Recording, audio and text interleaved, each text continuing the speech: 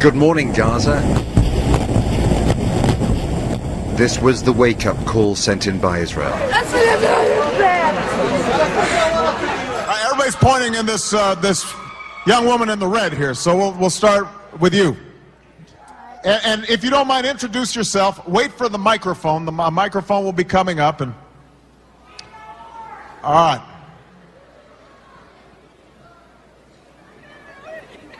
Hello, Mr. President. My name is Layla Abdelaziz. I'm a student at the University of South Florida. Hey, Layla.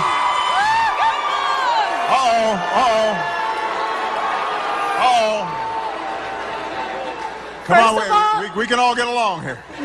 Tampa, behave yourselves. First of all, I'd like to say that I did work on your campaign. I think it's great what you did for the community because you involved us as the youth to understand the grassroots movement and what impact it can make. Thank you. My question is, last night in your State of the Union address, you spoke of America's support for human rights.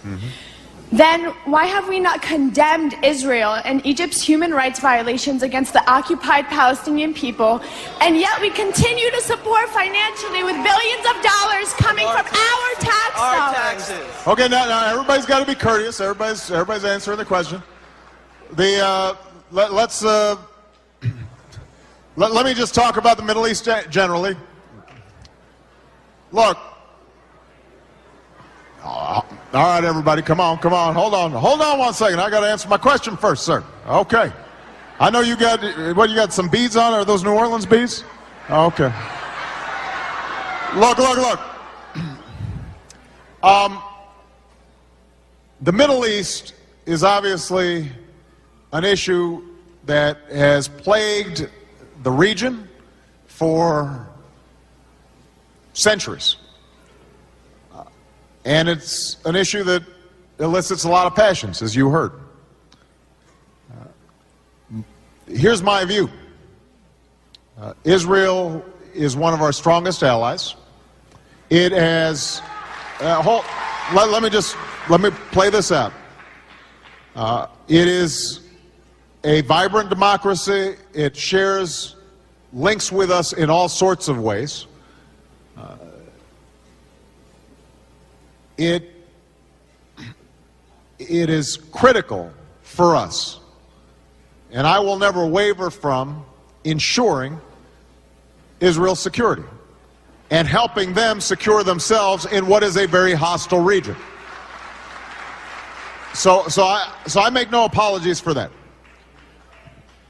What is also true is that the plight of the Palestinians is something that we have to pay attention to, because it is not good for our security, and it is not good for Israel's security if you've got millions of individuals who feel hopeless, who don't have an opportunity to get an education or get a job or what have you. Now, the history of there is long, and I don't have time to go through the grievances of both sides in the issue.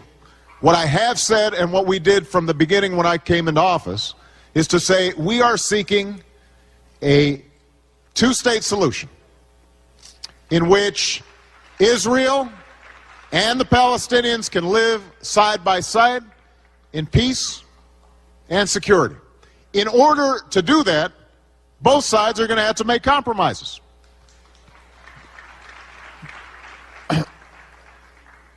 As a first step, the Palestinians have to unequivocally renounce violence and recognize Israel. And Israel has to acknowledge legitimate grievances and interests of the Palestinians.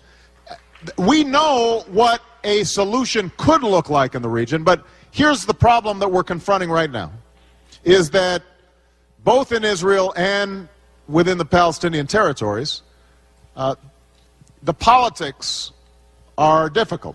They're divided. The Israeli government came in based on the support of a lot of folks who don't want to make a lot of concessions. I think Prime Minister Netanyahu is actually making some effort to try to move a little bit further than his coalition wants him to go.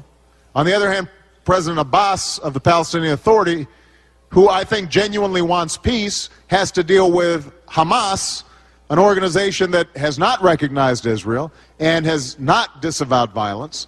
And so we are working to try to strengthen the ability of both parties to sit down across the table and to begin serious negotiations. And I think that it's important when we're talking about this issue to make sure that we don't just knee-jerk use language that is inflammatory or in some fashion discourages the possibility of negotiation.